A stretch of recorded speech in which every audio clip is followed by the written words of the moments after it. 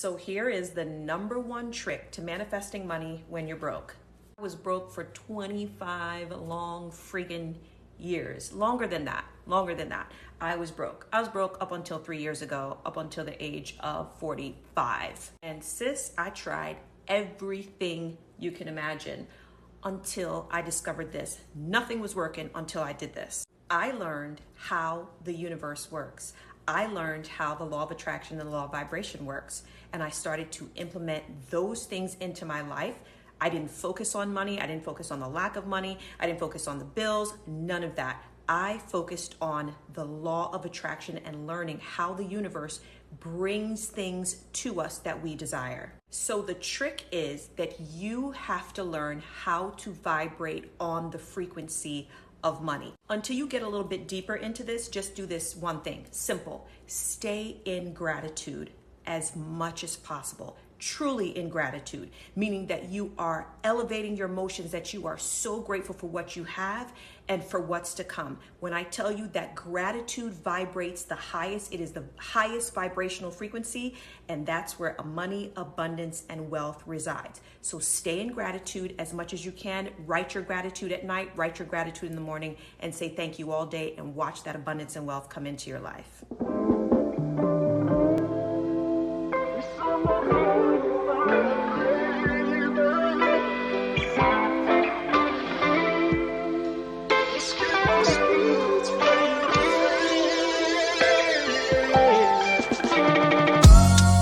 The Real Talk Corner. We back. We in the building.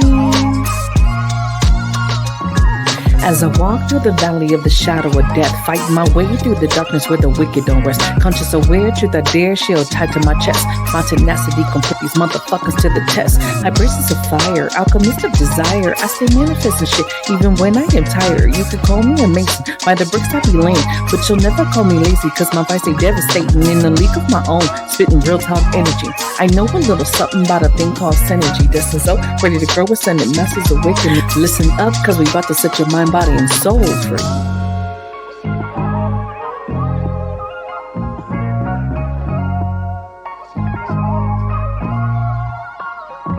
All right, let's start. So I do have a special guest with me today, Grace Chung. She's the creator of Living with Grace.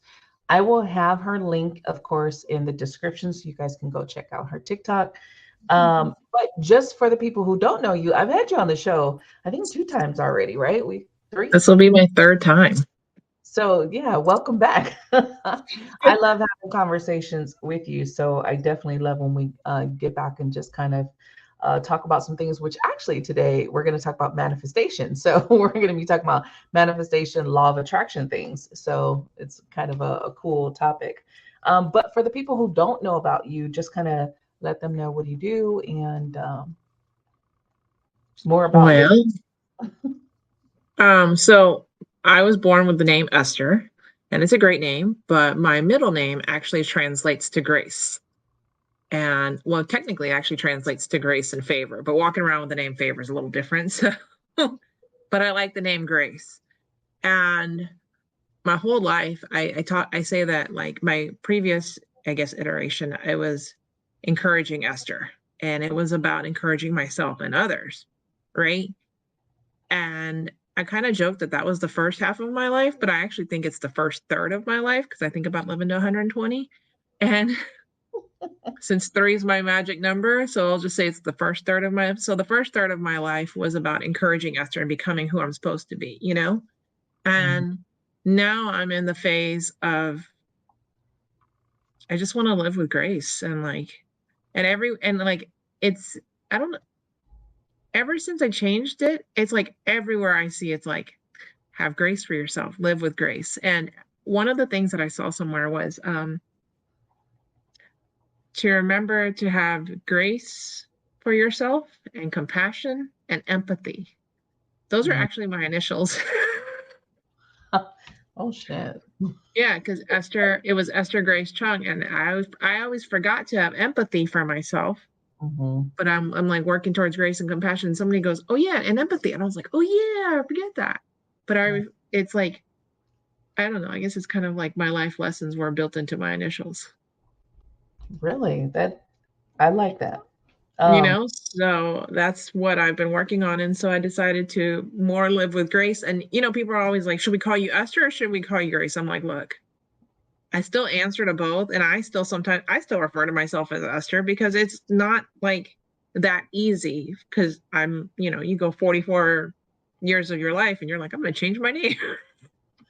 And like, I haven't told my parents that I'm changing my name to Grace because they're, you know, they're 70. There's no point. They can just call me Esther. I'm not going to be like, you know, so I just right. leave it alone. And like my family, they call me Esther, you know, because I'm not going to, you know, they're like, you're born Esther. And like, if I go to someone else. And so now, though, when I introduce myself to people, I'm like, hi, my name is Grace. Mm, But it's funny because one day, the other day, people are like, so what's your name? And I was like, have to think about it. Who am I? Who am I So today? I have to tell them, like, I was born with the name Esther. So if you see the name Esther, that's who I am. But I prefer if you call me by Grace. A lot of people go by not really nicknames, but I think that's kind of normal. It's like, what's your name, and then what do you like to be called? Mm-hmm. I think they even do that at work, unless it's some like crazy, Yeah. some crazy stuff. Um, But, but even like on my cards, I got business cards printed. I put Grace and then I put Esther in parentheses. So it's kind of like Grace, Esther, Chung. And I was like, oh, I like that, how that rings too. Like, right. So it's still there, but just not the main attraction. I actually mm-hmm. I like how you changed it, living with Grace, because I feel like you're going through, and I think we talked about this a couple times, going through life, just what's going on in life, and kind of putting it out there as it's happening, versus like some people go through and then kind of recap on how life is going. So I feel like it just has like a real connection of what people are going through today. You know what I mean? Like Mm-hmm. it's not just fake and, oh, now I'm all successful, now let me look back at my struggle. It's like, no, I'm in the struggle now. And I love that concept, because that's similar to myself. Of I'm always like, I'm in the trenches with you guys. I'm not all at the top and my life is so beautiful and everything, goes to my plan, I'll say. So I think that's being authentic and staying there. So I love that part about it. I think But though is when I started on this journey, you know, like however long ago, because like the time always to me feels like it changes. mhm. Like I was talking to my friend the other day, and she was like, we were gonna have lunch today, and I was like, hey, can you come pick me up? And she was like, no, I can't. Now I know why she can't, because you know I'm supposed to be here. Scary. um, Giving you she those little nudges like, hey, you're busy at that time. yeah, but she's like, what happened to your car? And I was like, oh, my car got repoed. And she's like, what? Your car got repoed? And she's like, and you're 44 and you're living with your parents and you don't have a car and you don't have a job and da da da da and da da da. And I was like, she's like, but you could have a job. You could have any job. Yeah, like you could go waitress, you could go be a server, you know, you could work at Walmart, you could work at Jack in the Box. Right. You know what? You're right. 100%. I can. When I moved away from Houston at the end of 2019, at one point I had like one job, two jobs. I think I had two jobs. Hmm. I had two jobs. But I worked like weird schedules and I was just working all the time. And they're like, what do you do on your day off? And I'm like, on my day off, I'm off the first half of the day, but I work at night. And so it's like, well, what day are you really off? And I'm like, Sunday. And so like it's not really like a day. And I was always pushing myself to do something because I was always of the mindset that I'm only worthy of being loved if I am doing something. Mm, that's And so limiting. like telling my friend, like, hey, I like spirit took away a lot of things from me. Yes, you know, like my car, etc. But like now I have so much appreciation for all the things that I do have, and I have a lot less bills. I do have a lot more debt. I'm not gonna lie about that. But the old me would have been like freaking out and like, oh my God, I need like 5, 6 jobs to like pay all my bills and like da da da. And I get that 100%. But sometimes I say this too, is that like they took away a lot from me, and even I've lost friends and things like that. But really, it's not that I mean, I did lose them, but it's more of spirit showing me like all the people that I was willing to give all everything to. And when the time comes that like everything starts working out, those people were never worthy of sitting at the table. Right. Because I would have given everything to them and then let them do whatever they wanted to and blah, blah, blah, blah, blah. Versus like, I want people to work for me that believe in me and believe in my company, and they want to work for me and because they know who I am in my heart, not like I'm her friend, so I should work for her. It's like, no, I work for her because I believe in her and who she is as a person. And that's why I want to work for her company. And they're going to work hard for me, just like I'm going to work hard for them, you know? Right. All the things that I have like in mind, but I had to like be quiet, be silent, and be away from people. I want to go back to the limiting beliefs, because tying it back to manifestation, that's probably one of the biggest things that affects your ability to manifest in your life, is the underlying limiting beliefs. And when we say this, a lot of people are like, well, what is that? And it could be anything, but I try to always go back to like the one you just gave, that thinking you're only worthy if you're doing something. And I had that same one for the longest time, where spirit kept putting me to just sit and not do anything, right? And it's like, no, I need to be doing something. I need to be productive. And that's the limiting the belief of that you need to be doing something, because other than that, you're lazy. If you're not doing something, you're lazy, right? You're Right. worthless. You have no meaning if you're just sitting. It's like, no, I need to be doing, I need to do something. So one of my biggest lessons was to not do anything. And it's like, what do you mean? It was driving me crazy. Like, what do you mean And not it's to do weird too. anything? Like, I need to do something. But that other side of me was like, nope, you need to sit. You need to realize that part of manifestation is to receive. You can't receive if you're doing and pushing 100%. Like, people think manifestation is just, oh, I'm going to think it and it comes true. And that's not necessarily it, right? We have to put some effort into it, or create the space where it can flow in. But you also have to sit back and allow the magic to happen too. So the limiting beliefs of, even as a child, money doesn't grow on trees. How many of us heard that Everybody. embedded into us constantly, to where I even thought about how I raised my daughter, and I was like, damn, I would say the same thing. It would come out like, we don't have money for that. We don't have money for that. And you get into where you're creating those beliefs within you. Once you say like, this is how it is, then that is how your reality is shaped. And I think people forget that part of it, that you're shaping your reality by what you speak. There's one thing I heard is like, but is the great sentence eraser.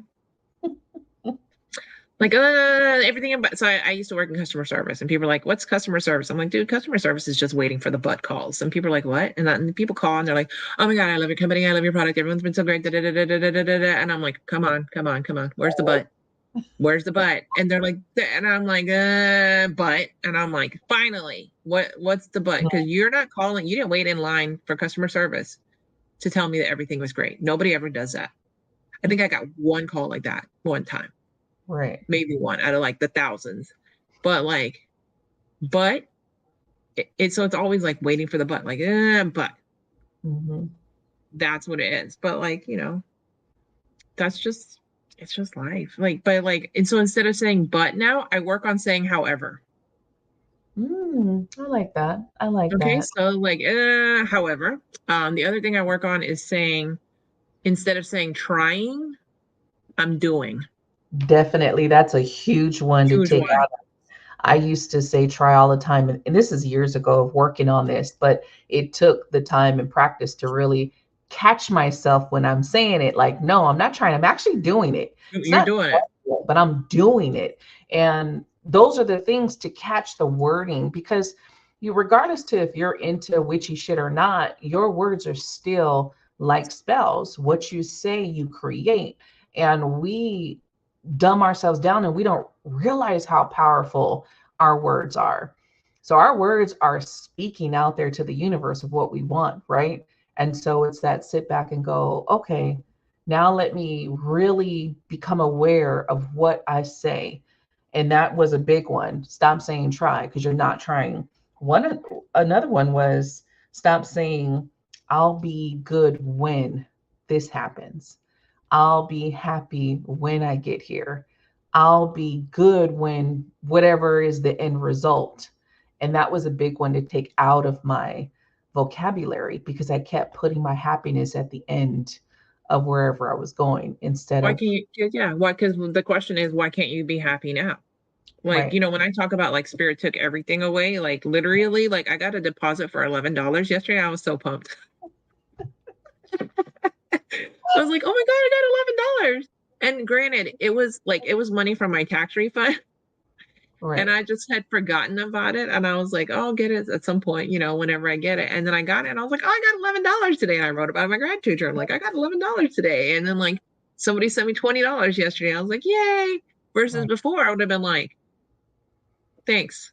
Like, cool. But yesterday I was like, yes, I'm so excited that I got $11. That's another one, was the how you look at things. So just like you were saying, you could look at this situation and go, oh, only $11, with that kind of attitude and frustration, or you can get happy like, oh, extra, extra, whatever it is, and not realize it.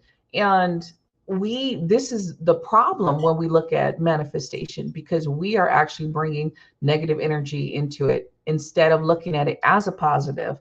Like, oh, I wasn't expecting this. Woohoo, get into that energy, because the feel good energy, despite what people think, that's what is creating that vibration. You want to get into this higher vibration, and that feel good energy is going to get you there to be able to attract more, right? You're not going to attract at a low vibration. And Mm-mm.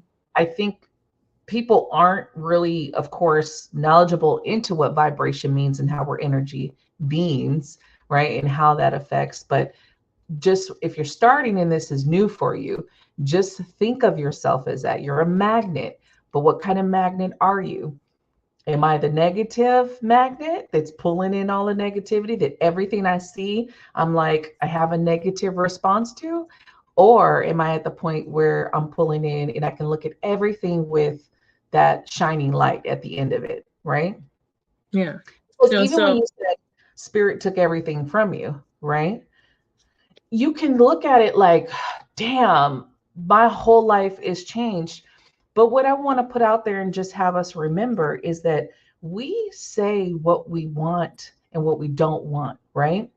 But what we're unaware of is when it happens, it seems sudden. It seems like spirit is putting you on your ass, but you've asked your higher self, you're like, I want better people in my life. I want a better city. I wanted this. I wanted that. I wanted all these things. I'm so tired of this. I'm so tired of that. And then when it happens, it's like, wait a minute. I didn't say I wanted to lose all these people. And it's like the reality of it later on is like, well, that person was never meant, and they couldn't sit next to you at the table. They weren't the vibration. And so if we can come into every situation with that outlook, like not necessarily everything happens for a reason, like it's predetermined, but there are bigger reasons behind what happens. And that's a game changer of energy when you can start doing that. so when my car got repoed last year, I told my best friend and he thought I was lying because he could not believe that I was as calm as I was. He's like, I was like, my car got repoed today. And he's like, why aren't you mad? Right. I was like, he's like, why aren't you upset? And I was like, it's not like it's a surprise. I know I didn't pay. Like, Like, really, what are you going to be mad about? right. I know I didn't. So I said, I know I didn't pay. And I had asked to be released from the things that no longer serve me. Mhm. And someone was like, oh, we could have filed an insurance claim, right? Like, right. And I'm like, Yeah, we could have, but if you do the insurance claim, you have to pay a deductible. I don't even have money for the deductible, so it's actually cheaper if it got repoed. Right. And I said, my car did its job Hmm. for the almost 2 years that I had it. It did its job. It gave me a heat. It gave me and it gave me a lot of joy. And now this car can bring joy to someone else. Hmm. And I said, what else? And it got me from Massachusetts to Texas safely. And it gave me, like, when I was doing Uber, it was a good car for Uber. So I was like comfortable with all of those. And so I was like, when it was gone, I was like, okay, well, car's gone. I'm like, okay, well, now I don't have to worry every day. Like, is my car getting repoed today? Right, right.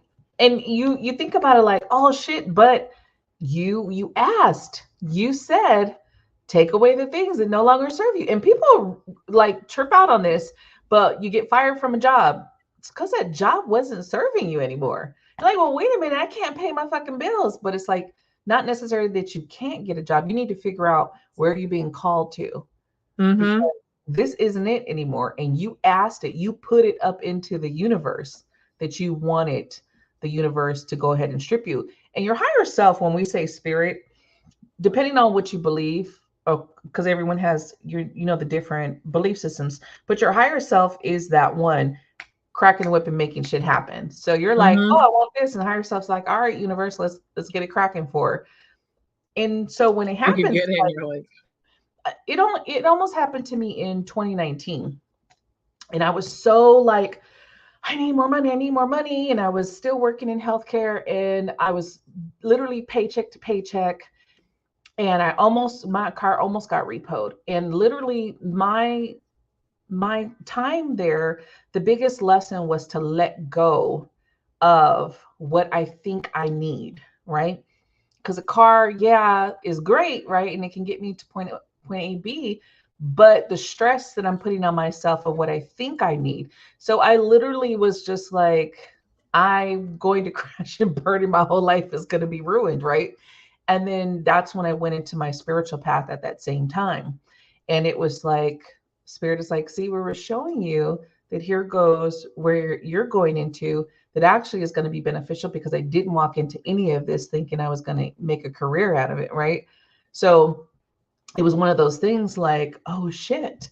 But it was for me to really give up that last connection towards material stuff, that there was a little bit holding on of, and that comes from or came from my childhood, of us always moving, us always being evicted and losing our stuff, us not having things like a car, having to walk and be on the bus. So it was like, oh shit, here goes this other tie to limiting beliefs that's keeping me at a low vibration.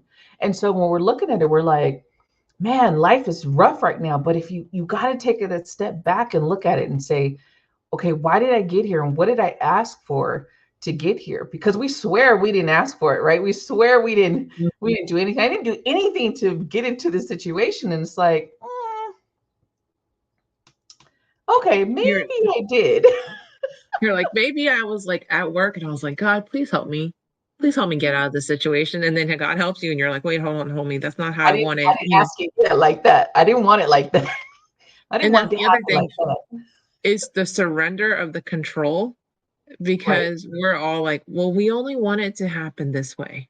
right, Well, and then spirit, universe, God is like, well, but what if it happened for you better than you could ever, like your end result was better than you could ever imagine? right. Then you're like, well, then, yeah, but like, I don't, and like, I have come across a couple people, and like, the thing is that always,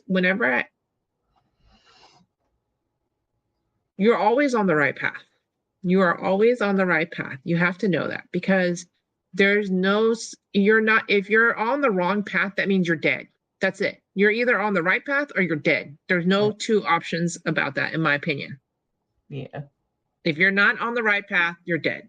And if you're, so knowing that, like, every decision, because every decision, people are like, oh, I made the wrong decision. Then you retrospect, you look back and you're like, dude, I'm so glad that that happened to me or Right. for me, Right. and then you learn that, so I talk about, like, um, for example, when we were kids, and remember there's field day and everyone's like, oh, field day is so awesome, right? So you go to field day and you're running in the race and your shoe's untied and you fall down and you pick yourself up and you tie your shoelaces and you get up and you run, right?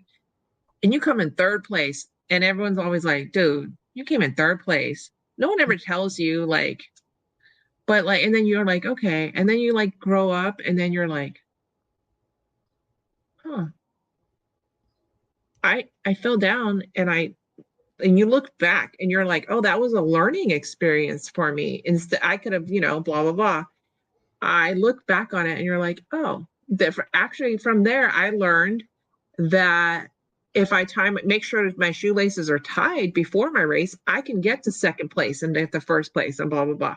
And then you get even further on in life and you look back on your life with grace and compassion for the little kid that fell down and nobody picked them up and everyone always just gave them crap for the rest of their lives that they got in third place when literally they would have won. Right.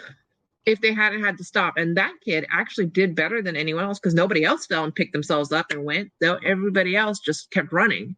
But this kid fell, picked them up, tied shoelaces, and runs super fast. That's having grace and compassion for yourself and the learning experience and saying, hey, and holding your inner child self and saying, Ariana, you did a great job that day. You're amazing. And I'm so proud of you. And like doing that is like, that's what I talk about, is because we're always like focused on like, oh, I didn't get first place. The Olympics are about to start here in a few weeks and everyone's like, oh, we're dogging on them. We're like, oh, they got third place or fourth place. We're like, dude, they're the freaking best in the whole freaking world. We're like sitting on our couch watching them. I mean, the fact that, and this goes by perception, right? And thought process, right? And this is, if you want to become someone who gets more into the positive, you're going to stop to look at things in that way. You're going to start to say, these people, regardless to what place they are in, they're in the fucking Olympics. Can I go do that? Hell no. They made it there. They trained, they did this, and they made it there. And so when you come back to, instead of, and this is where you realize your hurts, your traumas, your triggers, right? Because when you're looking at people and you're finding fault, that's the fault within self that you're missing, right? So when you start looking at people and you find their strengths, then you're getting somewhere, because now you're not looking for the faults in others to point your finger and say, oh, but you're a piece of shit. Oh, you're lazy. Oh, you didn't make it to first. You're looking at them and you're going, oh, wow, you made it to the Olympics. You were 20th place, but you made it. And that sets you apart from the collective of negativity out there. And that's how we change the vibration and keep creating waves. There was that movie years ago, Cool Runnings, about the Jamaican bobsled team. They don't even have snow in Jamaica, and like those guys, they got there and they like made this whole thing. And there's like, I think in every Olympics, there's a story about some country, some team from some country that's never been to the Olympics before. And that guy, like that person made it, and maybe they didn't have like the big budget, like we do, like Nike and Chick-fil-A and McDonald's like supporting, but like they still made it somehow. Right. It definitely goes into, manifestation is not just you think it and it's yours. And I want to make that clear because I've seen a lot of videos just on different things of kind of trying to debunk manifestation and law of attraction.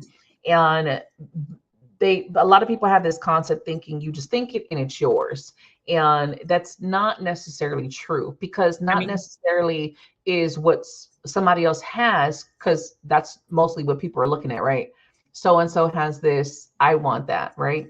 But that doesn't necessarily mean that is good for you. Is that good for your soul? Is that good for your path? Is that good for what you've asked for in your life? You got to kind of look at that too, right? No, so the first time I manifested, well, I say that the first time I manifested something, but the first time I manifested something big, I manifested an apartment and I wasn't working. Mm-hmm. So I was like, how do I get an apartment? I was like, well, I'm just going to look for an apartment. So I did it. And I did the 555, and we talked about this before. But the thing that I did, and that's what I do now, is whenever I do something new, I write down the evidence that it's working. Right. Because like I did a freeze, a no more money problems spell the other day. And I did it. And I was like, you know what? Every time I get money from this, Mm-hmm. I'm going to write it down. The very next day, I got $55. And I was like, I was like, oh my God, I got $55. It worked. And I told my friend, I was so excited, you know, and I'm like, and I tell everyone about it, like how to do it, because I'm like, they're like, well, and I'm like, what do you have to lose? Literally, I bought all the ingredients for my friend the other day because I was like, because he needed it too. Right. And I think it cost me like $5.75 Mm. because I needed twine, I needed a lemon, I needed smoked paprika, and I needed something else. Oh, he had salt. Right. But like just like this things like that, like I was just like, so I did it, and I'm like, oh, so you know, that $11, I wrote it down. That Right. $20, I wrote it down. You know, because that's proof that it's working. And people are like, oh, well, it's not because you're supposed to get big money, and I'm like, That's not how it works. it starts small. Everything starts small because like the whole like the bamboo tree story. Mm. Like the bamboo is like if you take care of it really well for the first year, it grows like a foot, maybe like I think it's a foot or an inch, one of the two. And then second year, if you take really good care of it, same thing, same amount of growth. And third year is like the same amount of growth. The fourth year is the same amount of growth.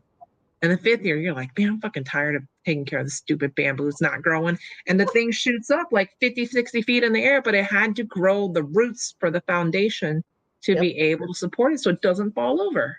Yep.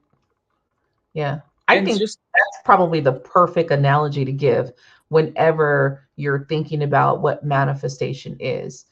It's not instant because when you're looking at it, people forget also. And when I used to do, because I don't really do a lot of spell work and stuff anymore, I've kind of shifted how I practice, but I used to do that a lot for people. And I would have some clients get mad, like they only got like little money.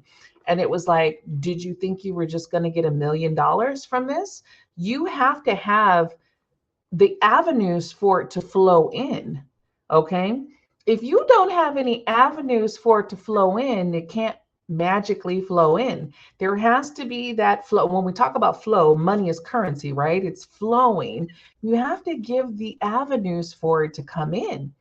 And that's what a lot of people forget. They just think you're going to get that lotto ticket, right? Or they're just going to find a bag of $1 million. And it's like, no. well, and then there's a story years like I'm sure you've heard the story where this man's like, oh, God's gonna make me a millionaire one day. God's gonna make me a millionaire one day. And people are like, how are you gonna do it? And he's like, I'm gonna win the lotto. I'm gonna win the lotto. I'm gonna win the lotto, and that's how I'm gonna become a millionaire. And he dies and gets to heaven. He's like, yo, I thought you were gonna make me a millionaire from buying a lotto ticket. And God goes, you know, it would have totally helped if you bought a ticket. It's like it's serious. It's like, You need to buy the ticket to win the lotto. You need to buy a ticket. That's step one. And like, you know, when I manifested that first time, I did it. It was 555. You know, one sentence 5 times, and one sentence for 5 days. One sentence written 55 times for 5 days. I did it for 7 because I was like, I need to make sure this thing works because I never did it before. I had never consciously manifested like that before. But I yeah, decided that okay, I'm gonna write down the evidence that it's working. So like when somebody would come to me and say, hey, we want to get you, my roommate came to me and was like, hey, let's get you an apartment, but I don't want to put my name on it. Nope. But I wrote it down because he and I weren't talking about it. He came to me and I was like, I don't like that option, but I wrote it down as evidence because he and I were not talking about it, but he came to me and did it, yeah. you know? And there's just like so many great things that came about of it. But like, I mean, we talked about too, like manifestation. If you like, I tell people are like, how do you supercharge your manifestations? I'm like, gratitude. Number That's one, the be biggest grateful for what you one. have.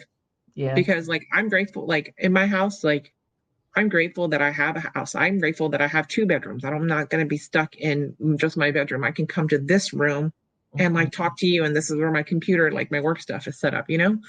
Right. And be grateful for what you have because the universe ain't going to give you new shit if you're like, fuck this place. I hate this place. Da, da, da, da. And Right. the other thing that I think also is I tell is go talk to yourself in the mirror for 10 minutes and tell yourself why you are worthy of all the things that you desire. Because if you're like, well, I'm great, I'm really grateful for where I live, but man, I'm a piece of shit that the universe is never going to do anything for because I'm just worthless and oh my God, and da da da, and I'm so lazy. Right. Why are they going to give to you? You get when that's what they talk about when they say you get what you think you are worthy of. You get what you think you are. And so if you think you're a piece of shit, you ain't getting shit.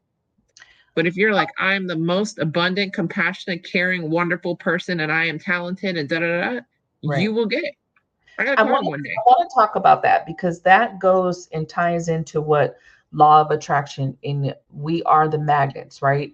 You cannot pull in what you are not. So even because some people are delusional and think that they're good people. And you have to be really honest and live your truth. And a lot of people are not doing that and wondering why they're not getting to the next level.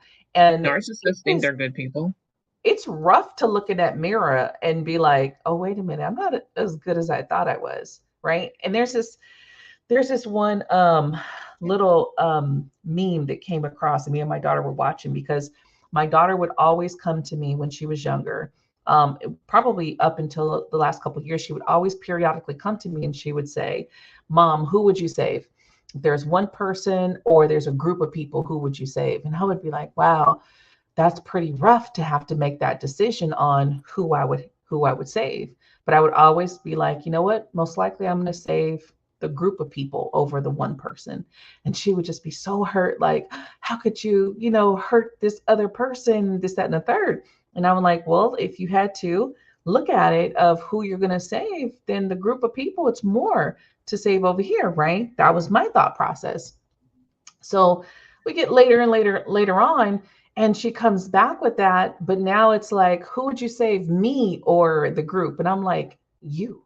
And she's like, oh, you would let all of these people die? And I was like, hell yeah, if it was to save you. So this is what I mean. Like, you got to get right with who you are. And I'm not afraid or ashamed to say I would save my child before I save. But even on the plane, they say, put the mask on you and then save your kid.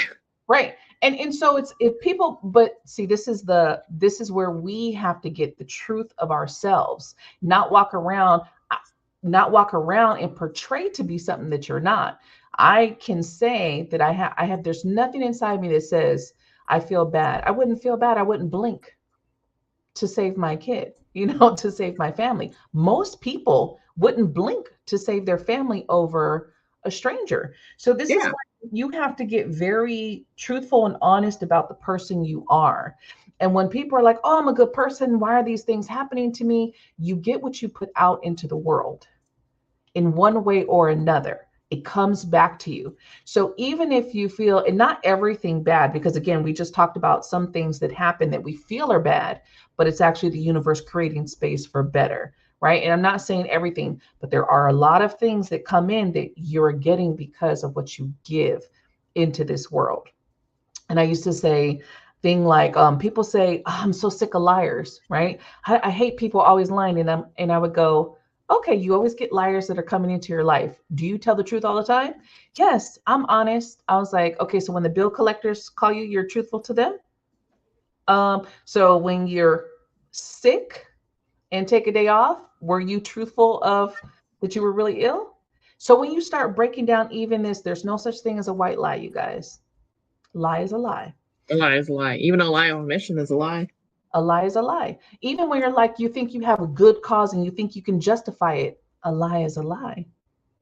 You have to get really straight on this, because the universe is here or here. The universe is not, oh, we have all this gray area to play with. No, a lie is a lie. So, the meme I was talking about, it's a guy, and the father is asking him about his daughter. And he's like, are you a good man? Because I want my daughter to be with a good man. And the guy is like, no, I'm not a good man. And he was like, a good man would save a city, and he would sacrifice your daughter to save the city. He says, I will burn this bitch down to save her. And I took a step back and I told my daughter, I was like, hell yeah. You say you love my daughter, but I need to know that she has a good man by her side that will protect her. Oh, I'm not a good man, but I'll protect her. What? Are you saying that you're not a good person? You didn't really think this through. Good men are always limited by their morals. They have boundaries that they can't cross. Like, what do you think a good man will do if he saw On one side of the boat, your daughter drowning, but on the other side there was a family of 4 drowning too, and he only had 1 rope. He let her drown, because for good people, the morality dictates their actions. You see, a hero will sacrifice his love to save the world. I would happily burn it all to the ground, trample it beneath my feet, and piss on everyone's graves with a smile on my face and sleep like a baby, as long as it meant that she would sleep next to me. And my daughter now understands that concept because she has 2 kids. And she's like, I will burn this city down for them. And I was like, now you understand the love, and not to say it's good or bad, because it's up to you guys what you believe in. But I actually had a real life experience when my daughter was about 3. She was about 3. And I don't have family, so in her childhood, whenever something would come up, I would think about who's going to take care of her if I'm not here, right? Real split second decision of, if I do this, who's going to take care of her? Nobody. So there was this moment where I picked her up for school. I was going to, of course, the driver's side. She's going to go into the passenger side. This kid runs out in front of me. There's a car coming. He's out of my reach. So if I would have went too far to try to get him, possibly going to get hit with him, right? Instead of saving him. In that decision, I chose not to, because my thought process, who's going to save my daughter when I get hit? And so even my daughter looked at me when I told her the story, like, oh my God, when she was younger. And I was like, look, you can say it, you can look at me, you can judge me all you want to. But in that moment, your life was more important than his. It wasn't about my life. It was about who's going to take care of you. And so this is where you have to get very honest with who you are and understand, why would you choose the things that you would choose? I'm not labeling it good or bad, but you got to get really of who you are inside. And my love for family goes way beyond, of course, a stranger. I wouldn't think twice about it. It's like, damn, it's fucked up, but your life is more important. It just is. Well, that's like a friend of mine said the other day. She's like, a couple months ago, she's like, yeah, I'm not an organ donor. And I was like, really? Why not? And she's like, I got kids. And if my kids ever need something and I donated something because that they could have needed to somebody else, right? She's like, my kids are my priority. So it's kind of like the same thing. And then when she said that, it opened my mind to it, because I never thought about it that way. Right. Oh, wait, the kid didn't get hit. Just if anybody's thinking, the kid didn't get hit. The guy actually stopped. So he didn't actually get hit. I don't want anyone thinking like, oh my gosh, just sacrifice him. He actually didn't get hit. But it is that you got to get, and I'm okay with it. I'm okay with being that person, because again, my love and my bond for my kids and my grandkids is so, I would probably do anything for them. And when we think of it, it's like, oh, I won't do anything, but there are certain people in this world that you will do anything for. That's how strong your love and your bond is for. Not necessarily is it bad, but if you know that's who you are, if you know to the core of you, then there's no sense to lie and be like, I'm a good person. I don't feel I'm a totally good person, because in a situation, if I have to make a situation between somebody else and my peace, I'm going to choose my peace. But okay, so isn't that being a better, so you're not a good person, you're a better person? Well, I don't look at it as each, whatever. No, because when you operate from, I am at a place of peace and doing what is best for myself and my family, and not from a place of lack where if I do this, I'm going to be the hero and I'm going to get the accolades and blah, blah, blah, blah, blah. It's a totally different reaction. You know what I mean? And It's actually better for the world that you're acting from that place of, I am not being a good person. I am being a better person, because I am at home with who I am. And for that reason, I am a better person, not just for my family, but for the world. Because your actions, how you act as a better person, not only affects you, it affects your daughter, it affects the next generation and the next generation and the next generation, versus I'm a good person, I'm going to get these accolades so people will cheer me. I'm going to do this so I can be recognized, and people will cheer me And that's coming from like kind of like lack mentality of not being good enough. Yes. And that also goes down to the next generation. But now your next generation is hearing like, oh my God, grandpa was blah, blah, blah. Grandpa got all these awards but grandpa didn't do it from Right. being a better person. Grandpa did it because he was from a place of lack. Now you, hypothetically, you're just walking down the street and you're a better person. You see, and you're like, okay, everyone's good. You know, well, let me save this kid. You did it because you can. And you did it, you're like, oh, let me do this. Let me do this. And that affects you. That affects your generations, affects that person you saved generations also, because your actions were not from lack, it was from love. Right. Yeah, I'm very particular. Y'all don't count me in on saving a bunch of people. I get it, you wanting to help. And I think that where I've changed, even on this spiritual path, is I haven't diminished my love for humanity. And I don't want anyone to take that away from the conversation. I actually love humanity, but I also see humanity for what it is, and I believe you attract who you are. So, you are going to attract people, and you are going to attract situations that stem from the energy that you've put out at some point in time, right? So I just gotten to this point of realizing that the most important relationship is with self.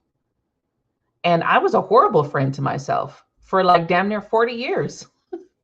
I'm 45 now. I was at my late 30s when I realized that I was a shitty friend to myself.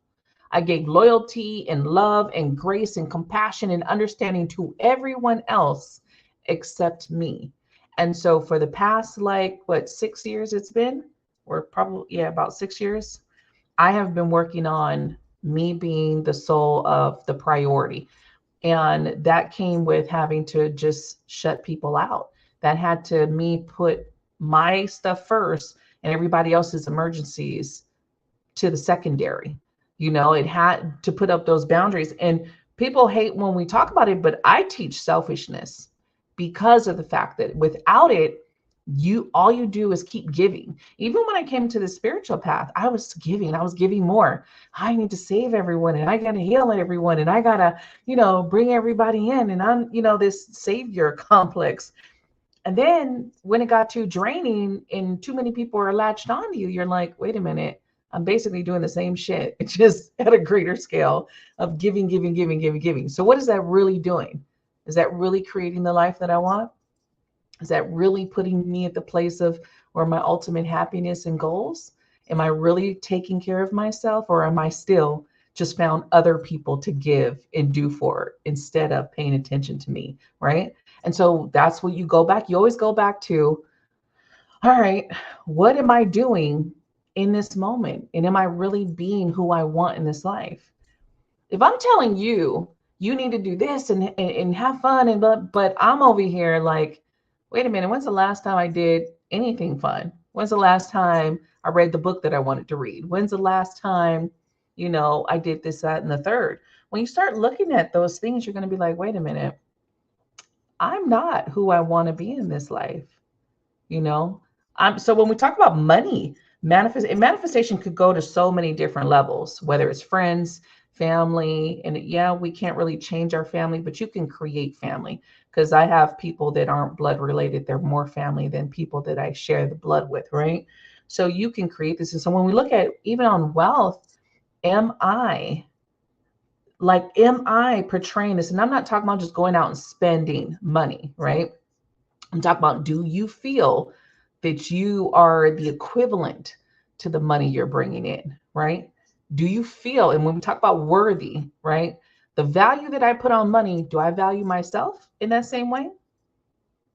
So when you look at that $, $20, $100, $500, do you value yourself on the same level?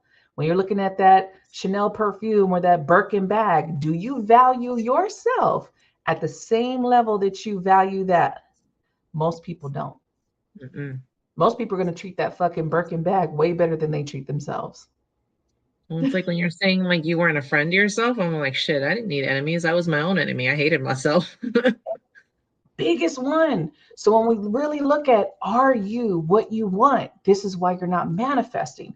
And it took me a long time to get this, because I used to be pissed, like, oh, people with this fucking manifestation, and I'm this and I'm that. But when I started to really break some shit down, really look in the mirror, that technique of really look in the mirror, I was like, all right, so maybe I'm not really at the point. Maybe I value something way more than me, and I had to break that down.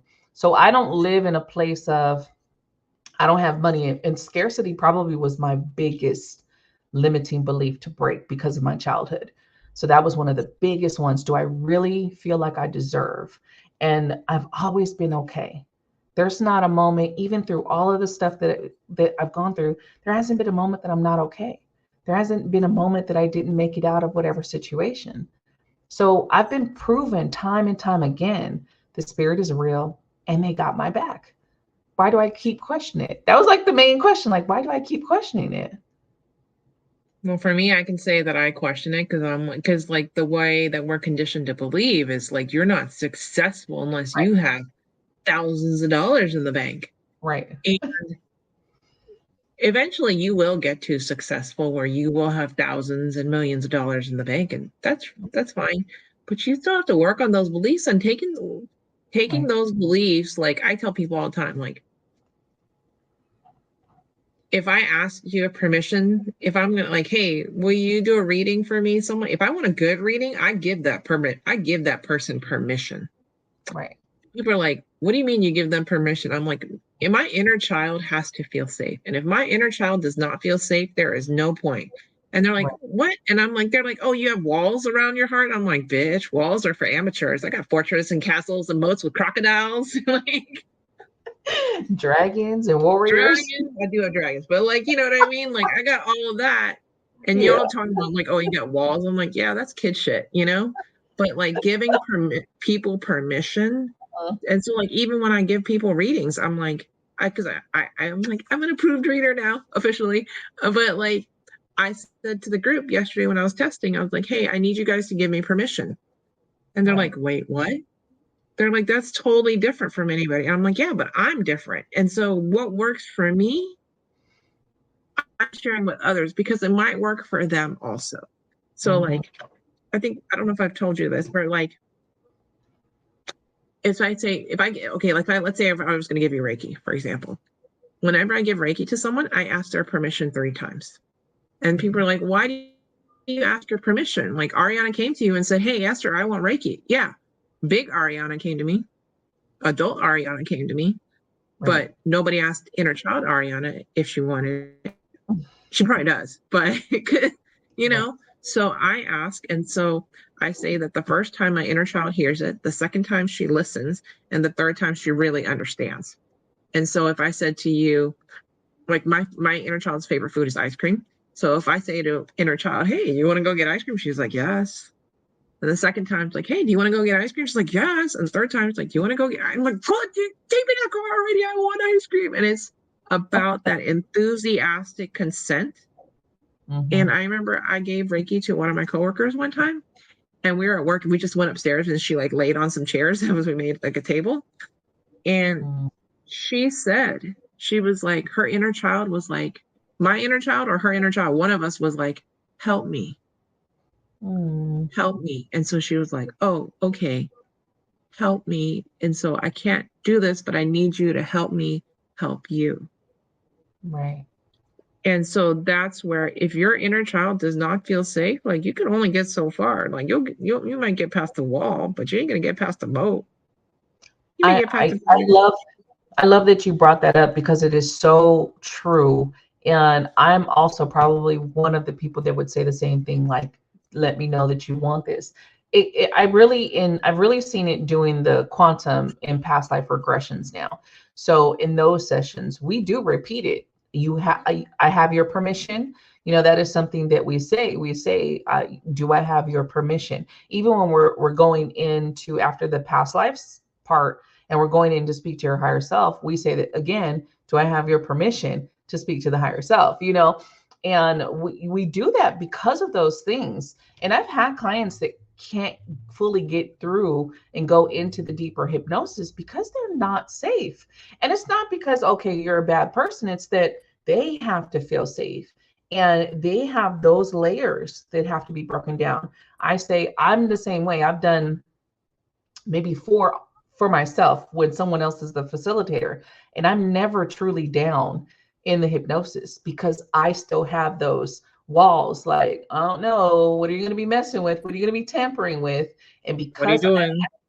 because I have that, I'm never truly all the way in the hypnosis. And so I tell people, like, we don't know where you're going to go because you have to be able to get into this place of fully trusting one, your higher self, trusting that your higher self is going to protect you. And we don't even believe because, part of us is like, I know it's true, but I don't know if I truly believe. I don't know if I truly believe the spirit has me. I don't really truly, or if you believe in God, I don't know if God is really gonna, help me. What's gonna happen? So because we have that, the guards stay up. So I love that you are incorporating that with readings because anything that you do as far as spirituality goes, you should be asking someone and making Mm-hmm. sure that yes, that I'm ready. Because even when someone's nervous, I'll sit and talk to people before we go into the session so that they can break a little bit of the nerves and kind of relax. Breathing No, techniques, great. So I love that you're doing that because that's definitely different. And for me, like 3 is my magic number. So like I asked them 3 times. Maybe your magic number is 5 and you need to give them permission 5 times. But like the next time you do something like that, try it and be like, I give the person, I, Ariana, give them permission and just write it out 3 times and then see what happens. And if that doesn't work, okay, well, the next time I'll try 5 times because 5 is also a magic number. So like the numbers are so like for me, 3 works. right. But even I did a session yesterday and I was like, I have no idea what we're going to do. But I had the person ask me 3 times and I was like, okay. And I went deep into the session. I was like crying. I was like, what the hell? Right, right, right, you know? And so, but I think for me, because my inner child is used to the 3 thing, she's like, oh, remember, if I'm going to give you permission 3 times, that means we want this. And this is good for us. And the other times that we've gotten something where we gave someone permission 3 times, it was good and it made us happy and it made us cry from joy or whatever. So she's right. had those previous experiences versus all the other times when we didn't give the person permission or they didn't ask us permission and we're just like, I mean, that was a nice reading. Thank you. Appreciate your time. But Right, right. but if I Yeah, give people permission, I generally get much better results than I think I would have originally gotten. right.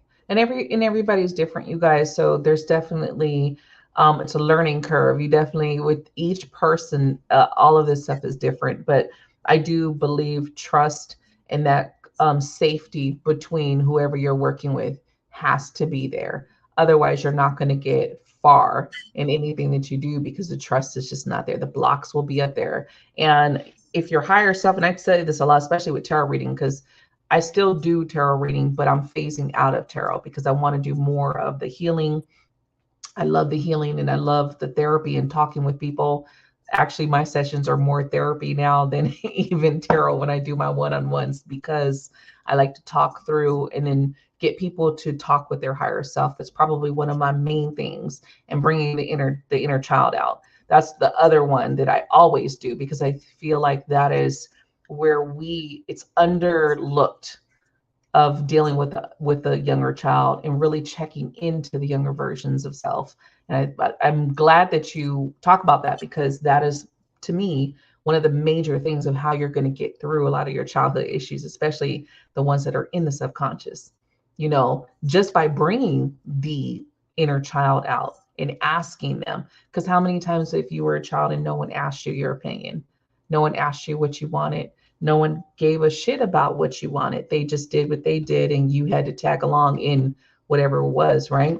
So you just doing that is changing all of those wounds, without even specifically going to the wound, you're still healing those wounds from childhood. So I feel like that's beautiful. So like my sister, she writes to her inner child every night. And she writes to her inner child so much she just has a piece of paper And at the top of the paper, it says Y and N. And she puts the pen in her non-dominant hand. And so she's right-handed. So she puts it in her left hand and she says, "Are you ready to write?" And the pen either points at yes or no. And if it's no, then she just goes on, continues doing what she's doing. But she'll come back to it and say yes or no. And if it says yes, then she's like starts asking questions. And so if you've never written to your inner child before, just do something like that and just say, yeah. And in the beginning, ask your inner child yes and no questions. So then that way, because your non-dominant hand is not used to writing, so you either write yes, you either write Y, N, Y, N, Y, N, and then you can like get to like more complex questions like, how did you feel today? Did you have a good day today? Yes. What did you like about today? What was your favorite thing about today? You know, things like that. So you feel safe. So that's what she does. You know, she does that. I was giving myself Reiki like almost, I think I gave myself Reiki for almost every night. For a while. I think I did it for like 40 days. I think I gave myself Reiki. I don't really remember. It was a long time. But then now I'm like, hey, do I need to give myself Reiki? And it's like, no, you're okay now. But when you do, you know, because I gave myself enough, and I mean, not enough, but like I did enough for that point. You know what I mean? Right. So I do body checks. So I went into really feeling, as there's a beautiful healer. She's not really practicing right now, but she does theta healing, Nicole Lasso. And she actually showed me the technique of asking the body and letting the body sway. So you figure out where is your yes. You first ask. So if you sway forward and that's your yes, and then you sway backward, that's your no, right? Or you sway side to side, and then you go and you ask, I do this. Do I want to do this? Do I want to? And if you just stand there and allow your body, it's going to sway different ways. I did that. I was going into different stores, just testing out with like items and stuff. Do I want this? And then I would get a no, like, oh, no, putting that back. And I bought a whole tarot cards with it. I was like picking different ones up. My body was like, nope, no. And then I got to one and it was like, yes, it's the Edgar Allan Poe tarot cards. And I only got those just for the collectible reasons. But so now I'm at the point where I feel it in my body. So if someone says, hey, do you want to go do this? What am I feeling right now? And I will feel, my body will be like, no. And I'm like, yeah, no. And before, when I look back, I used to get those feelings. I just didn't pay attention to them. And then when I would go do whatever it was, I would then be like, oh, why did I even go? Why did it even come out? I don't even want to be here. So now I really pay attention to my body. It's like, if you ask me something and I feel nope, I say no. My daughter asked me for something, like, yeah, no, nothing. Because if you get it, whatever your however you get into it, whether you write, whether you figure out what is your thing, I feel very intensely. So for me, it made sense to really become aware of how I feel in moments when someone's talking to me. How do I feel in the conversation? You know, when someone's asking me something, when I ask myself something, how do I feel? Where am I feeling the tense? In what body part am I feeling it? So being that and embodying that has made me realize, like, when I'm in certain situations, I just, oh yeah, I'm feeling this. Nope. And I can just move on. I'm big on pendulum. And I was telling my friends, you know, like when I first got into this, the old me would have said, only a pendulum can be a pendulum. Right. Is my name Grace? Mm-hmm. Oh, hold on. Oh, is my name Grace? I've used all type of stuff. Like, yeah, you can use like, is my name Grace? Is my name Ariana? You know, it's like, it just like, and once I let that go, and actually my sister and I were talking one time, and we were in the car, and she says, whenever the pendulum agrees with me, it moves. It like swings, like, stop. And the more it agrees with me, like the faster it swings. But she was like, we were in the car and I was driving, and she was holding over here, and she was just holding it. She was like, oh my God, the pendulum agrees with you. I'm like, how do you know? She's like, it started swinging. Right. But it's different. You find it. You find what it's energy flows.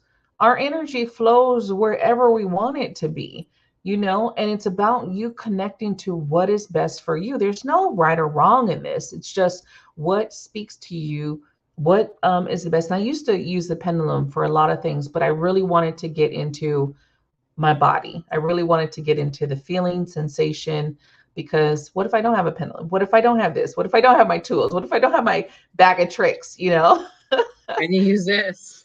What, I started getting into this where this is no and this is yes.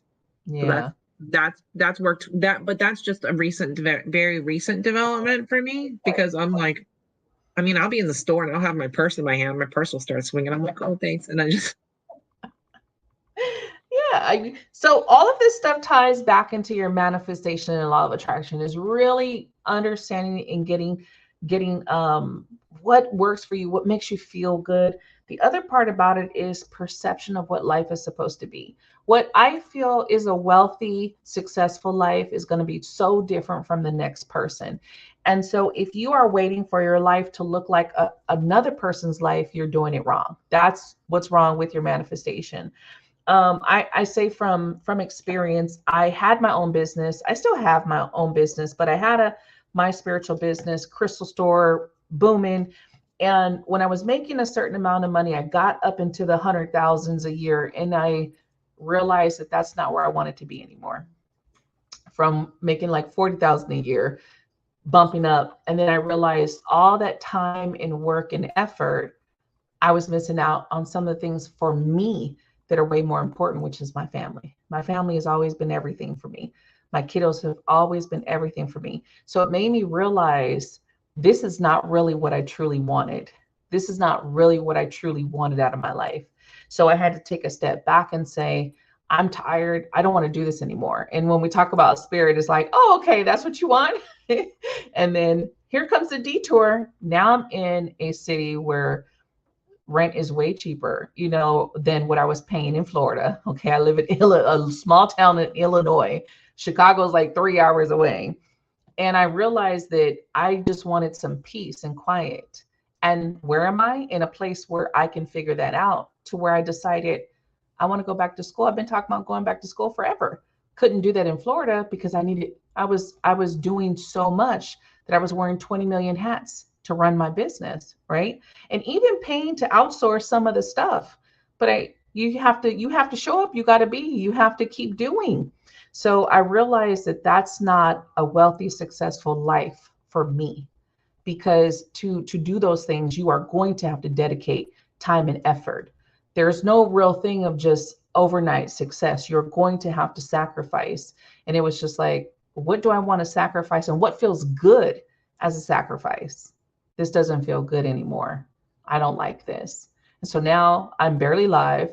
I don't do a lot of clients. I do clients here or there. My focus is on my life, my family. Going to school is primarily what I do. And then I just do little things here or there. And that's my life. And I'm like, oh, I'm good. Because me, wealthy is being able to love and be with my family. That's a wealthy life for me. That's success for me. But it took time to really sit and put the perception of what you think life is. So if you're manifesting and your law of attraction and you're trying to get to somebody else's life, you're never going to get there. You have to figure out your own life. What makes you happy? What is yours? What is your success? What are you calling in? And that's what you sit in and be like, oh shit, okay. Now with that in mind, now I'm creating. But I create from a place of I'm happy now. I create from a place of when I walk outside and go in that sun, whoo, that sun, I can just take it in and be in awe, And it's those little things that we miss in the process because we're so busy thinking about what I want to get. You're missing the sun. The sun is fucking shining outside and you're missing the sun because I'm like, I need that money. I need that money. That's where people mess up at. You can't constantly think about where you're trying to go. You got to be in the present. Today makes tomorrow. So if I'm not in the present, enjoying this moment, what's the energy that I'm taking into the future? I was hanging out with a friend one time. Well, he's no longer, but we were hanging out and I hung out all day. And at the end of the day, I said, so how was your experience? Because we went somewhere. And at the end of the day, I said to the friend, I was like, so what did you think about the day? And my friend goes, I felt like I was alone all day. I see all these people, and all these people are here coupled up together, and I'm here by myself. And I'm like, me and you are hanging out all day, and these people don't know us. They probably thought we were the couple, and they were like, oh, blah, blah, blah, blah, blah. But disregarding my time like that, that's rude. And I didn't say anything, and I just kind of like left it alone. But it came up a couple of months later, and turned out that his other friend had said it too. And I was like, huh. Because I'm not the only person telling you this, that your friends are spending time with you and you don't appreciate us because you are not in that moment. And he's like, well, what about you? And I was like, I was there at the same event with you. And you know what? I thought to myself, I'm like, what a beautiful day. And I was like, I get to be here at this event. I had a nice time. I wore like one of my favorite outfits and I got compliments on it. I had a good time. I got to see what I wanted to do. Like the concert, but you know, we went on an off day, so it's okay. But like, it was a nice day. We did things, and like that right there is being in the moment. And like, you meet people, you may like, you meet, okay, oh, this is what I was saying about this is what I say to people about manifestation. Let's say, for example, that you want, just name a car brand. I don't know. What do people like these days? Okay, I'm just gonna say it. So like, so like my sister, she wants a Lexus someday, right? At the current moment, we are not in buying a Lexus financial status. But we went and test drove the Lexus anyway. And people are like, why? Why would you go test drive the Lexus when you're not in there? You don't have the money. And I was like, okay, first of all, why not? When you are in the trenches and you are working hard, you're going to look back on that memory of when you test drove that car and you're like, yes, that is what I'm working towards. Right. Or would you prefer that you wait 20 years in life and you get there and you're like, I freaking hate this car. You're not going to because it's a Lexus, but this car is not, or you're going to be like, this car is not what I thought it was going to be. Right. Right. But also what you are doing is you are interviewing the person who's going to sell you that car. Because basically that's your employee because you write their paycheck. Yeah.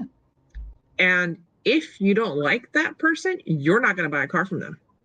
But if you do like that person, guess what? You're going to send him business.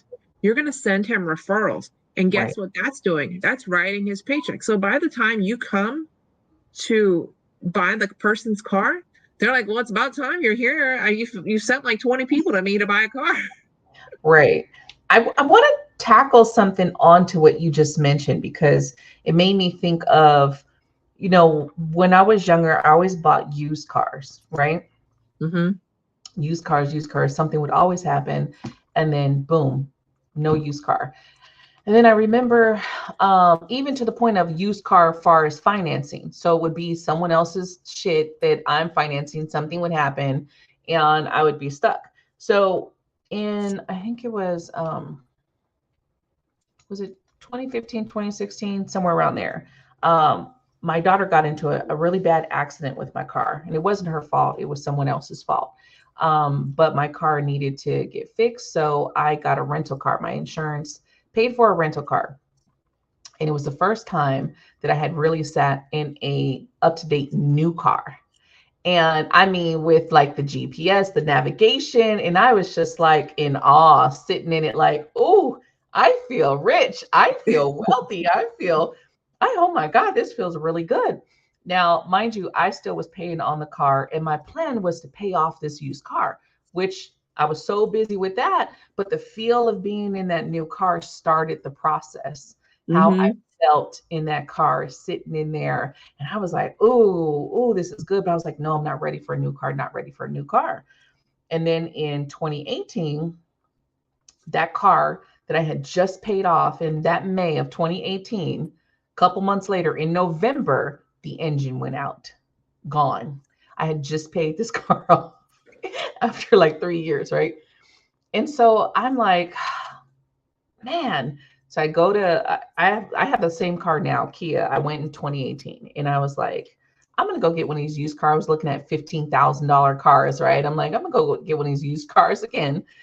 And then we're putting in all this stuff. The guy is like, let's go test drive the 2019. And I'm like, 2019. We're in 2018. What, you know? But I was like, Oh, because of that time of year. Okay, so the new cars has already come out. Sorry, I sold cars, so I know. I was like, you know, fuck it.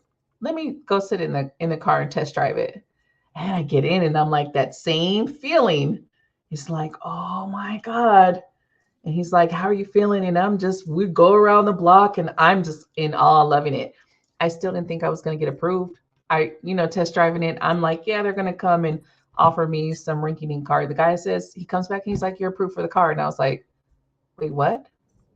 And now I had put a lot of work into my credit and all of that before this, right?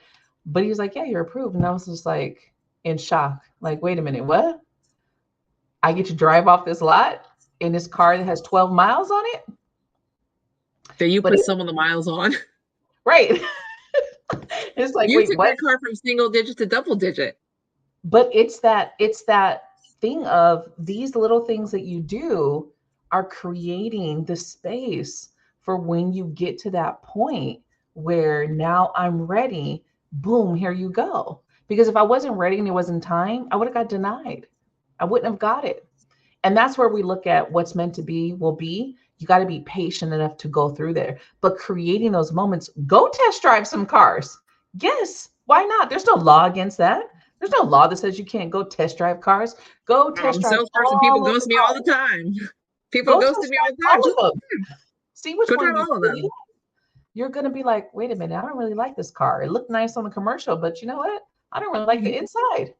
So I love that you brought that story up because it's true.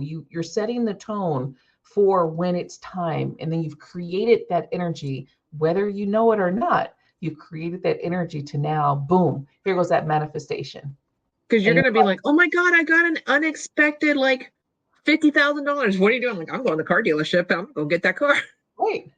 And you're like, but I don't have the credit for it. I'm like, if you put down a big down payment, you will get approved.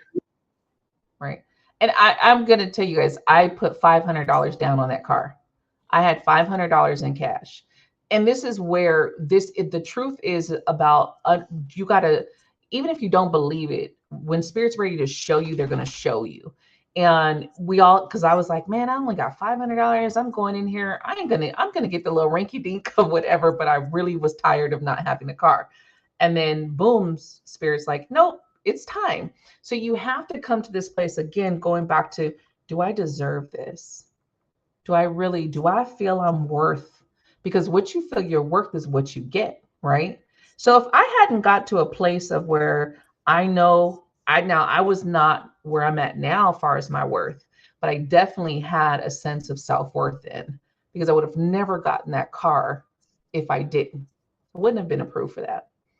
Before I would go and I would just get anything of what I got, what they gave me, right? Different energy going into there and just, okay, whatever you're going to give me, I'll take it. But then here it was just like, which one do you want? Wait, what? I have an option. I have an option of color. I have an option of tint. Wait a minute, what? This is different. And that's what you have to understand is you have to be what you want. Same thing with love, with all of it. You cannot attract what you aren't. So if you don't feel deserving of that, which I am, I'm wealthy, just me being me, not me with money, not me with a mansion, not me skinny, me. I got to feel good. And when you can do that, then what you're manifesting is going to be right there with you. It's going to be in the same lane. You're in the same vibration. It can't miss you like that. But if you're over here like, I'm only good when I get to that place, you're not going to get it. I'll give you another example, you guys.